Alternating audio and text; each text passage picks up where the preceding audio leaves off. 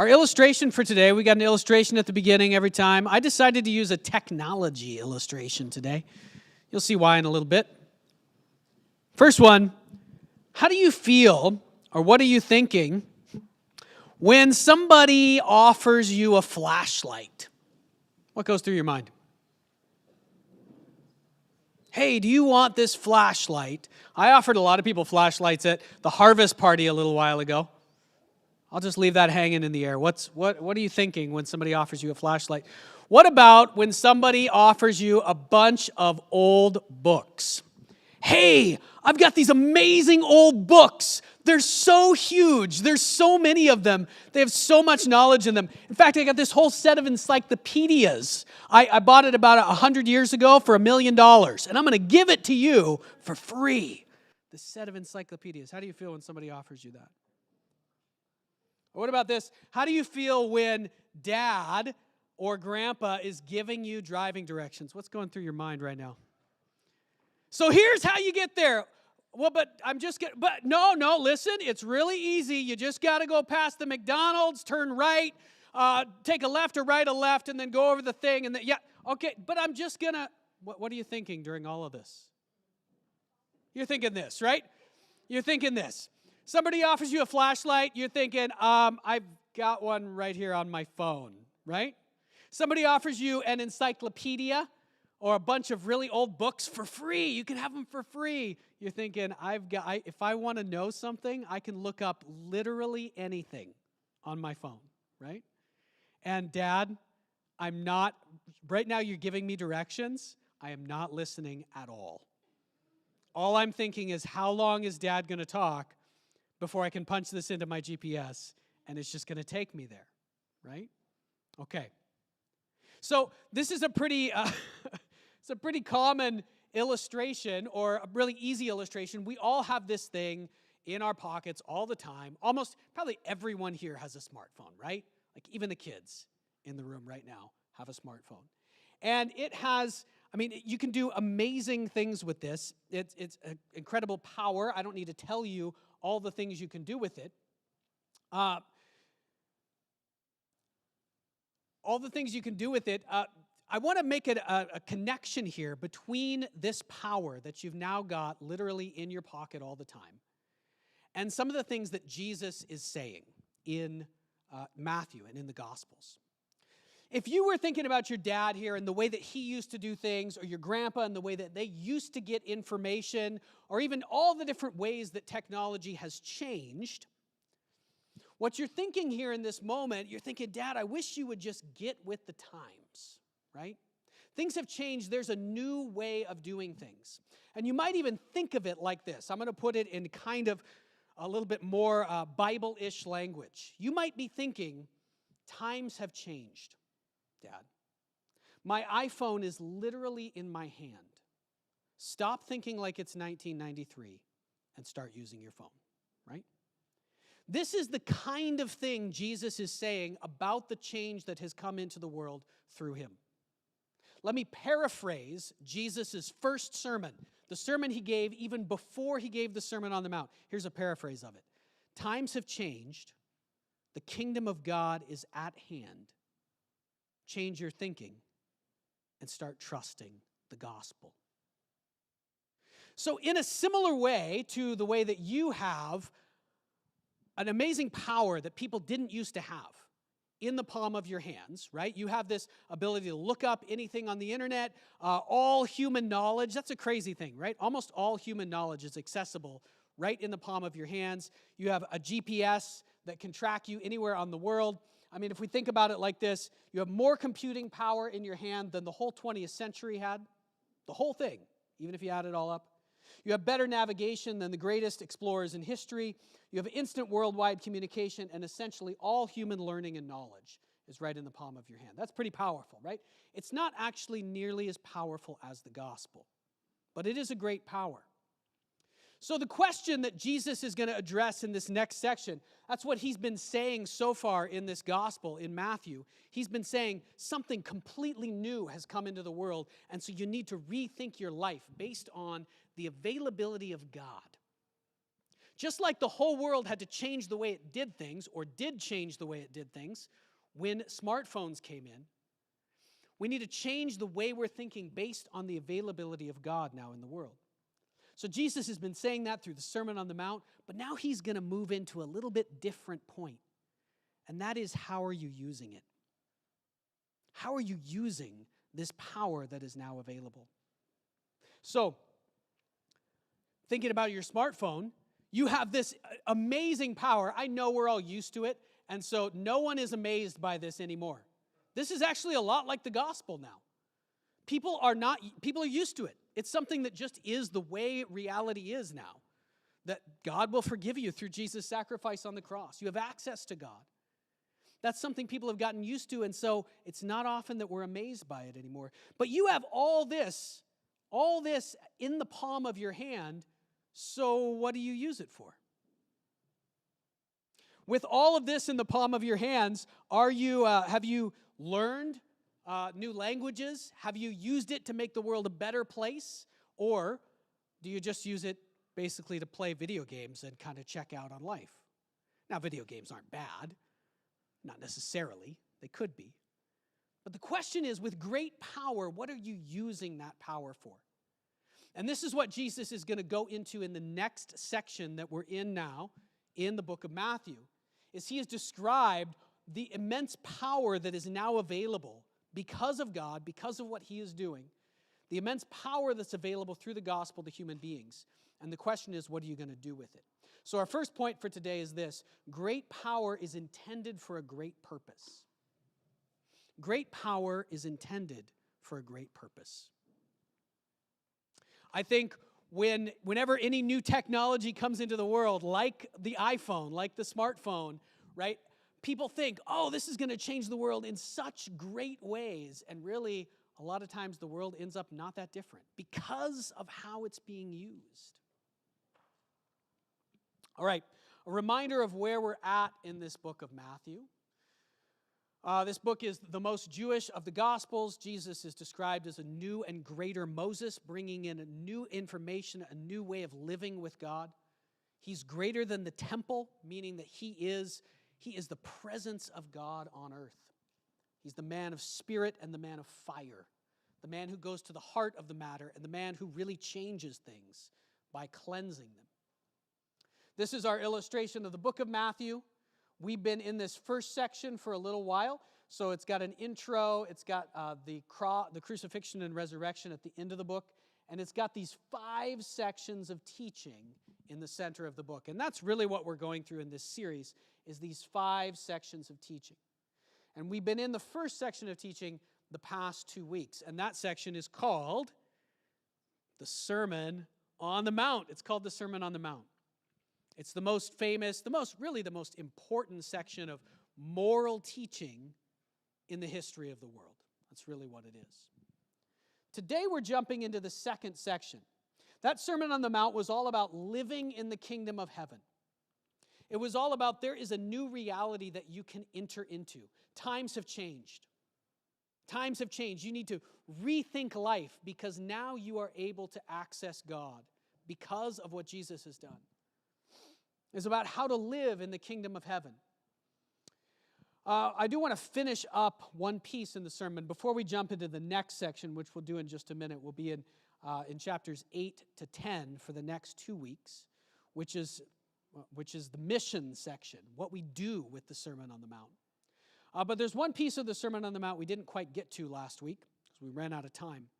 You remember this sermon, there were 2 big points over the last 2 weeks that I tried to get across to us. One was that the world is now upside down. All the stuff that we thought was right, much of it is exactly the opposite, right? We thought the best way to live was get as much as you can for yourself. Nope, the best way to live is give away as much as you can.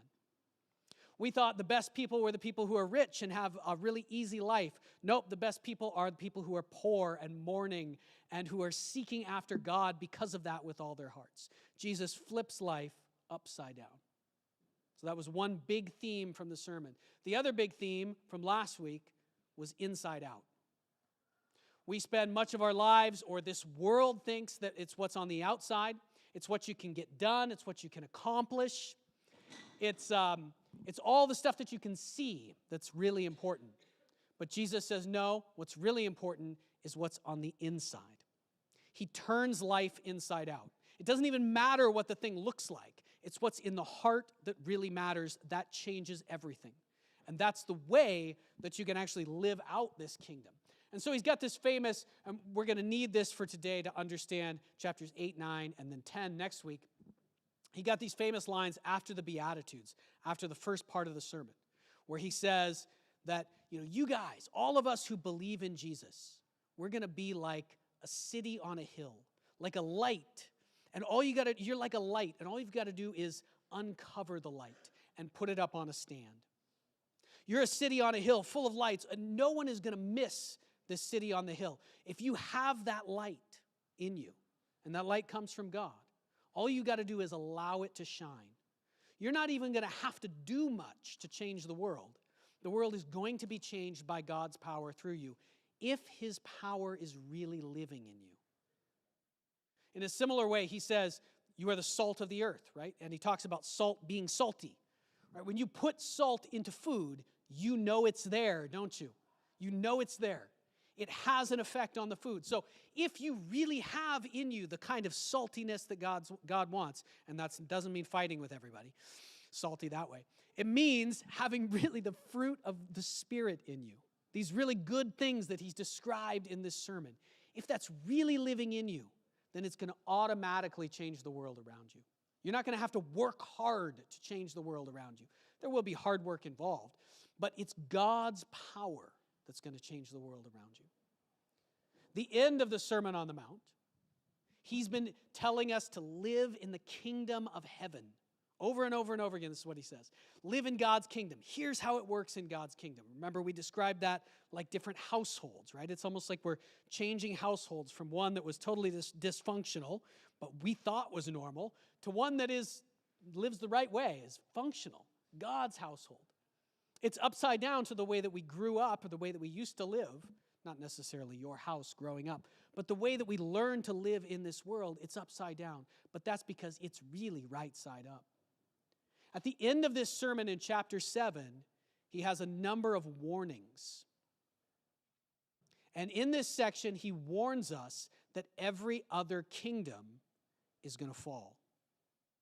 It's like he's saying to us, you grew up in a household, you grew up in a system that is really, really broken. You think it's normal, but that way of life is going to fall. It's going to come crashing down to an end one day. And so he's urging us, now that it's possible, to give up that way of living and start to live the way that he is living, the way that he is teaching us to live, which we can only do by God's power. You can only live the way Jesus has described, inside out and upside down, because God is with you. You can only do it by faith. So here's the last part, rock and sand. It's a very famous parable. It's a metaphor. It's a powerful metaphor. The end of chapter 7, this is the very end of the Sermon on the Mount, Jesus says this. Everyone who hears these words of mine and puts them into practice is like a wise man who built his house on the rock. The rain came down, the streams rose, the winds blew and beat against that house, yet it did not fall, because it had its foundation on the rock. But everyone who hears these words of mine and does not put them into practice is like a foolish man who built his house on sand. The rain came down, the streams rose, the winds blew and beat against that house, and it fell with a great crash. So what does he mean by this parable? He means that all the other ways of living in this world are eventually going to crash. They are going to collapse. And anyone who is invested in those ways of living, whatever household you're part of, if that household is destroyed, you will suffer great loss. You might be destroyed with it. And so he uses this illustration. He's saying the stuff that he's taught in the Sermon on the Mount, you've got to actually go out and start doing it. That's the focus here.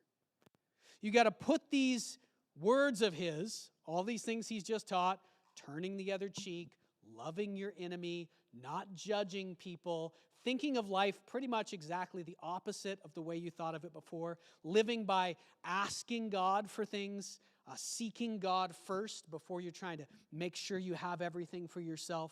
You're turning life upside down, and you're living that way. Because in the end, this is the only wise way to live. One day, all the other ways of life, all the other kingdoms, will come crashing down. So, a couple of things to highlight here. It's actually putting his words into practice that are the key. Doing the things he teaches us to do. And another thing to highlight is that it's both the person who builds their house on sand and the person who builds their house on the rock. Both of these people experience the storm. The storms come to every human life.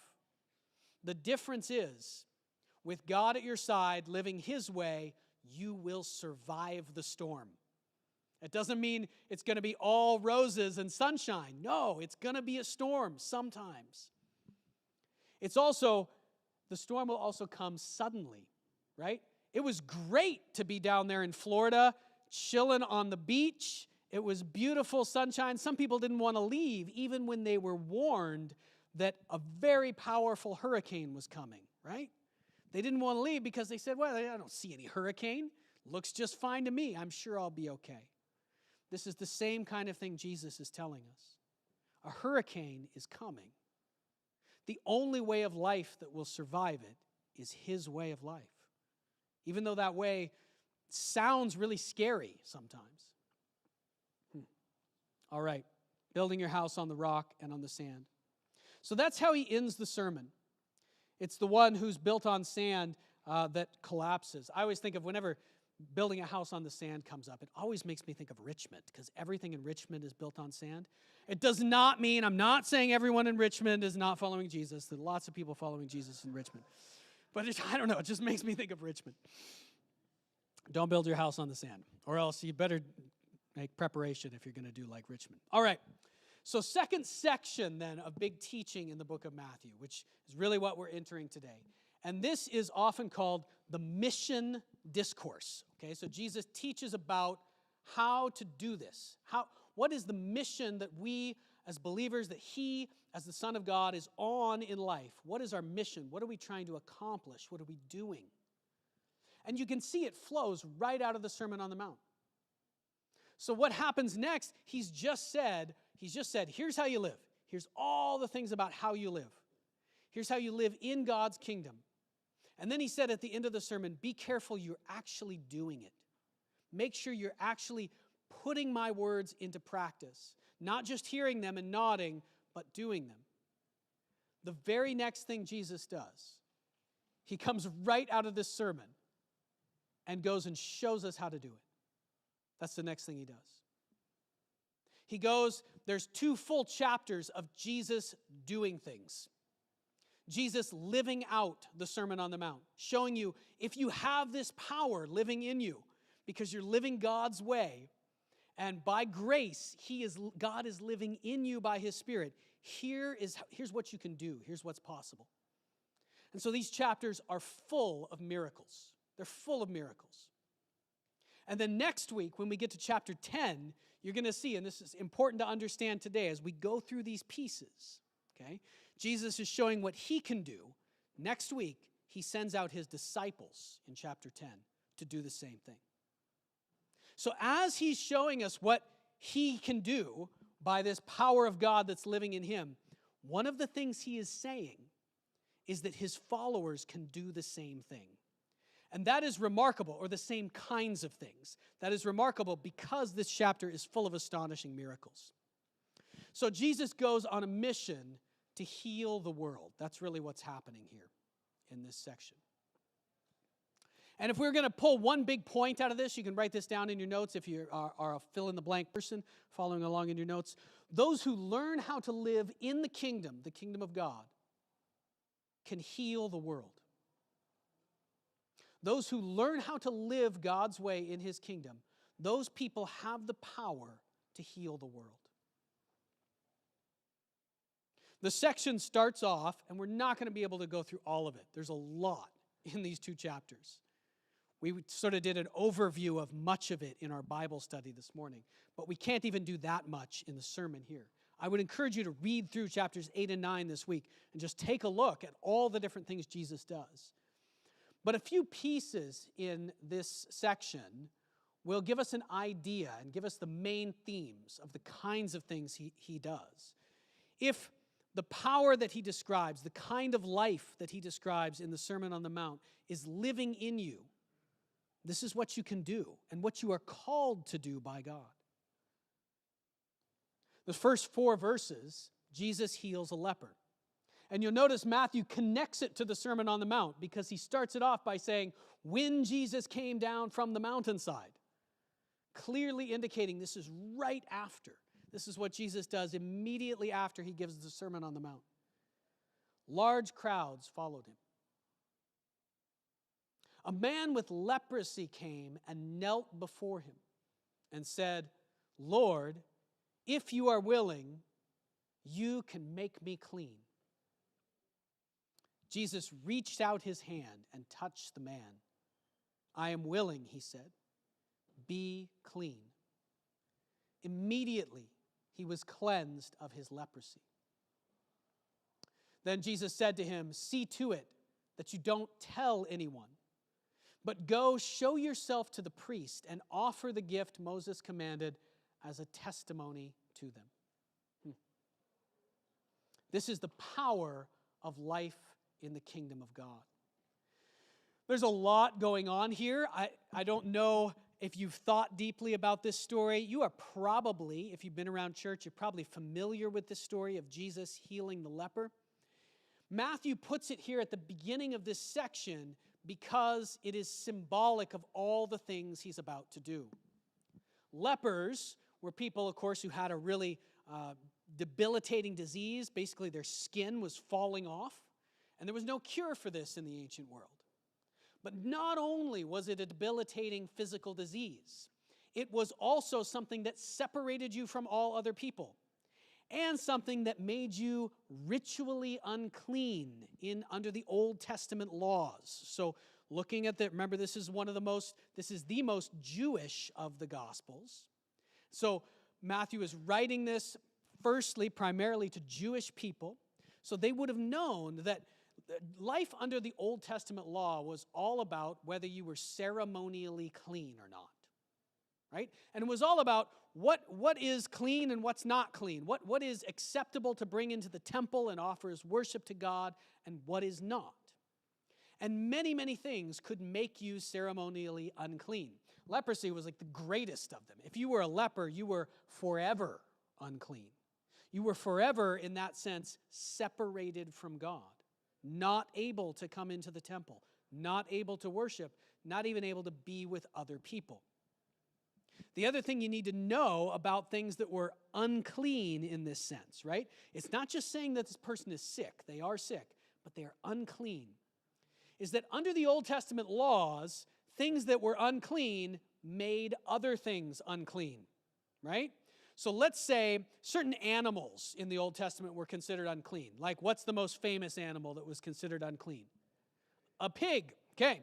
So what happens if your jacket touches a pig? What do you think happens under the Old Testament law? Your jacket, it was probably ceremonially clean. You kept it clean. You hadn't done anything bad with it. It touches a pig. What about now? Can you wear it to the temple? No. Your jacket is now unclean. And what if you go and then wear your jacket? Your jacket became unclean from the pig. And you put your jacket on. You are now ceremonially unclean. You now cannot, even if you take your jacket off, you can't go into the temple and worship. You're not allowed to unless you first go through a process to clean yourself. So this idea was embedded in their thinking. If something is unclean, you can't touch it. If it touches you, you become unclean. What does Jesus do with this leper? Jesus reaches out his hand and touches this leper. Remember, he'd said in the Sermon on the Mount, if salt loses its saltiness, it's worthless. But if it's salty, right? If it's full of what it's supposed to be full of, its essential quality, then it will change everything else that it touches. Right? A light, if you are a light, if the light of God is in you, then all you have to do is allow that light to shine, and it will dispel the darkness. The darkness won't take over the light. If you have a candle or a lamp, you bring it into a dark room, does the darkness extinguish the candle? Not at all. The candle's light immediately removes the darkness. Jesus is saying something totally different is here now. Something totally different, a power that is from God, a power that is God himself living in human beings. And if you are living in his kingdom, God's way, not perfectly, but if that's what you're trying to do, by faith, you're living in God's kingdom, you are putting Jesus' words into practice, then it's not that bad stuff makes you bad. You overcome the evil with the goodness of God. That's what happens now. It's what happens for him. And so this first scene is symbolic of all the things that he's going to be calling, that Jesus does in these 2 chapters, and that he's going to be calling his people to do. Man, there's a lot here. So most of chapter 8 and a good chunk of chapter 9 are all about healing, physical healing. He heals all kinds of different people. He starts off by healing diseases, lots of different diseases. He heals this leper. He heals Peter's mother-in-law. He goes to Peter's house and he's trying to, do ministry at the house, but Peter's mother-in-law is sick. I'm sure Peter would, do I even bring Jesus and all of the 12 disciples over while mother-in-law is sick? Jesus walks in, heals her of this disease that she has. She gets up and joins them. There's this revival sort of where everybody's bringing people with diseases to the house. It's like this kind of grips the city of Capernaum. This guy can heal people. They're bringing people to him over and over again. He begins healing things that are even harder than just diseases. He starts healing people who have been injured, like a paralytic man whose legs don't work. He heals people who have birth defects in here, people who have been blind or unable to speak since birth. The paralytic, Peter's mother, chronic diseases, people on their deathbed. He heals a woman who's the servant of a centurion who's about to die. And as I said, almost the whole village of Capernaum he heals. Now, I will say something here, because the whole context of this is Jesus has just come out of the Sermon on the Mount. He said, "You are the light of the world. You are a city on a hill. I'm calling you to live in the kingdom of heaven." He comes down off the mountain. He says, all right, now I'm going to show you how to do it. And the thing that he does over and over again is heal people. Boom, boom, boom, boom, boom. He's healing people left and right. Now, it's not only physical healing. We're going to get to that in a minute. In fact, the greatest healings in these chapters are not physical. They're spiritual. By far, the greatest healings are spiritual. But this question always comes up, and we may need to talk about this next week as well. Should we expect healing today? And some churches say, that was just something that happened in Jesus' times. It doesn't really happen or doesn't happen much today. Some churches say we should expect everything to be healed all the time. Jesus heals every disease. No one will ever be sick if they have real faith in Jesus. Really, if we look at the text, I think the answer to this is pretty obvious. Should we expect healing today? Obviously, yes, and obviously not all the time. Obviously, yes. There is nothing anywhere in the Bible that says, healing has stopped now. God is not going to physically heal people anymore. There are lots of things in the Bible that say that's not the main point. That's not the greatest thing that God is going after. And we clearly see at different times in history. In the history of the church, there have been times when there's lots of healings, places where there's lots of healings, and times when there are less. I have seen physical healings in response to prayer in the name of Jesus. Who else has seen that in real life? Physical healing in response to prayer in the name of Jesus. Probably more of you than maybe would admit it. But I've never seen anything quite like we see in these chapters. I've never seen someone who is paralyzed from birth just suddenly stand up and start walking. I know that does happen sometimes today, but I've never seen it myself. It doesn't happen very often, I would say. It's clear that even for the apostles, even for Jesus and his apostles, this time that happens in chapters 8 and 9, this is the time with the most healing. Even after Jesus rises from the dead and then he sends his church into the world, there are times of great healing, but nothing like we see with Jesus himself. And in fact, there's even some pieces here where Jesus does things that no one else in the history of the church, as far as I'm aware, has ever done. Because in these chapters, we also see Jesus healing natural disasters. Now, I've seen some diseases healed.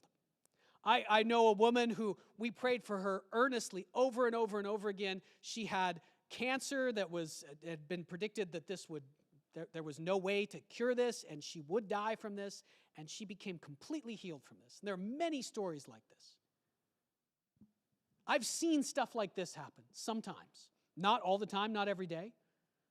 I've heard of stuff like this happening in the whole history of the church after Jesus. I've never even heard one credible account of something like this happening. Have you? I mean, Jesus, should the Christians down in Florida have believed they could rebuke Hurricane Milton? Probably not. Could Jesus have rebuked Hurricane Milton? He could have. In fact, he did stuff like this. He does it in these chapters. He rebukes a massive storm on the Sea of Galilee, and it responds to him. Part of the reason these kinds of really huge miracles are reserved for Jesus is, what kind of person would you become if you could rebuke a hurricane? Okay, you could not handle that kind of power, neither could I. Jesus could, and he is the one who is God on earth, the one who controls the weather. He heals death. There have been some, even in the Bible after Jesus, there's a couple instances of people being raised from the dead, but mostly that's Jesus who raises people from the dead. The very final physical healing miracle in these chapters, and this is super important, the final physical healing that Matthew describes Jesus doing in these chapters is the healing of the blind. And here's where Matthew, in some ways, gets to his point and Jesus' point. The healing of the blind is, yes, Jesus was physically healing blind people. And this is something that had never happened in the history of the church before this, in the history of God's people. In the Old Testament, there is never a healing of a blind person, not even once, ever. Elijah raises people from the dead, but he never heals a blind person. For the Jewish people, the healing of a blind person was symbolic. It was symbolic of their heart changing. It was symbolic of them being able to see God in the right way now. In the chapters in Isaiah, where it says that the Messiah would come and he would heal all diseases and he would even heal the blind, all the Jewish teachers understood that to mean not physical healing, but that God would heal the blindness of people. The blindness of people toward God, and that we would now be able to see God and the world the way it really is, the way Jesus has just described in the Sermon on the Mount. So the healing of the blind is symbolic. That's why Matthew, in some ways, he structures it almost like it's a greater miracle than raising the dead, because in some ways it is. And that's the second piece. The second huge piece that we see Jesus doing here is healing those who are spiritually sick in these chapters. And he does that sort of in two ways. He heals those who are demon-possessed. That happens over and over again in these two chapters. He drives out the power of Satan, so there are particular spiritual forces oppressing people, and Jesus removes them, and those people are able to see now. But perhaps the greatest miracle of all in these chapters is that Jesus is able to heal the human heart. He's able to effect the change that he described in the Sermon on the Mount. Right? In the Sermon on the Mount, he talked about the people who are really blessed are those who recognize their poorness, how poor they are. Those who mourn over their sin, those who hunger and thirst for God. Those are all changes of the heart. He talks about how your righteousness has to be deeper than the righteousness of all the pastors and priests and teachers out there. Your righteousness has to be much more than just the things you do on the outside. It has to change what's inside of you. And right at the core of these chapters is a little story that Matthew gives us about himself. It's his own personal testimony. And in this testimony, what we see is Jesus healing Matthew's heart. And it doesn't even take anything. Jesus does almost nothing in this story. It's just what is inside of Jesus that changes Matthew. Jesus went on from there. He saw a man named Matthew. That's the guy who's writing this down, sitting at the tax collector's booth. What's the tax collector's booth? The place where the tax collector works. Okay, what's a tax collector? The bad guy, the collaborator with the enemy, the guy who's all about money more than he is about his own people, the guy who's a little bit like the mafia. He's extorting money from people for sure. He's got soldiers who work for him. He's not a good guy. He's not just, I think the series The Chosen, highly recommend it. I think they did a fantastic job of being creative about the person of Matthew. But the one piece they miss is that Matthew was not a good guy. He was not a good guy. He was not just misunderstood. He was choosing things that were wrong because he wanted things. He wanted money. He wanted power. And he didn't care about his own people. Matthew is sitting at the tax collector's booth, and Jesus walks up, and all he says to Matthew, it's not recorded that he's even met Matthew up to this point. He just looks at Matthew and says, "Follow me." A city on a hill cannot be hidden. All you have to do, if the light is actually inside of you, God's light is really living in you, all you have to do is uncover it, and it will dispel the darkness. That's what happens right here. There's something in Jesus. It's not even what he says. It's something that is inside of him that changes Matthew immediately. Matthew got up and followed him. He immediately leaves his entire life. Jesus goes to his house and has dinner with him, and many other tax collectors and sinners came and ate with him and his disciples. And the Pharisees get all mad about this. The Pharisees saw this. Why do you eat with tax collectors and sinners? You can't eat with the bad people because the bad people are going to change you and make you bad. Jesus says no. He says if this light is living inside of you, then when you eat with the bad people, that light will change them. And this is what happens. He says to them, it's not the healthy who need a doctor, it's the sick. Oh. We'll have to finish part of these sections next week. But let me just finish up with this last point. In the middle of these chapters remember Jesus is living it out. He's saying, here's how you do it. If you have the power that I've described in the Sermon on the Mount, if you have that living in you, then here's what you need to do with it. You need to go into the world. Here's how you let your light shine. Those who have sought God in this way, who are living in his way with his Spirit in them, they have that power to heal the world. And here's how you use it. But he also gives us a warning in these chapters, just like he did in the Sermon on the Mount. And the warning is this: sacrifice is required. There's one point where Jesus is healing so many people, and he's doing so many amazing things that, of course, they're psyched about him. They're super excited about him. And when Jesus saw the crowd around him, he gave orders to cross the lake to the other side. A teacher of the law came to him and said, "Teacher, Rabbi, I'm going to follow you wherever you go. I'm so excited about you. You've got something no one else has," and that's true. And Jesus says to him, "Foxes have dens, and birds have nests, but the Son of Man has no place to lay his head." I think in this moment, Jesus sees that this man, even though he's so excited about following Jesus, he hasn't quite understood. It's not going to be only fun things, only fun, exciting things all the time. There's going to be a great sacrifice required of Jesus himself on the cross and of every single person who follows him. There's going to be a price that has to be paid to heal the world.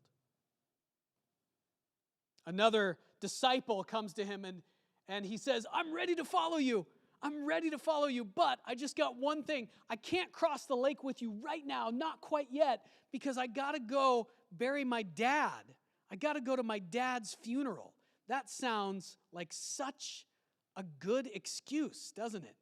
But we know what Jesus says to this man. Many of us will know. He says, follow me and let the dead bury their own dead. Is Jesus saying you can never go to your dad's funeral? No, he's not saying that.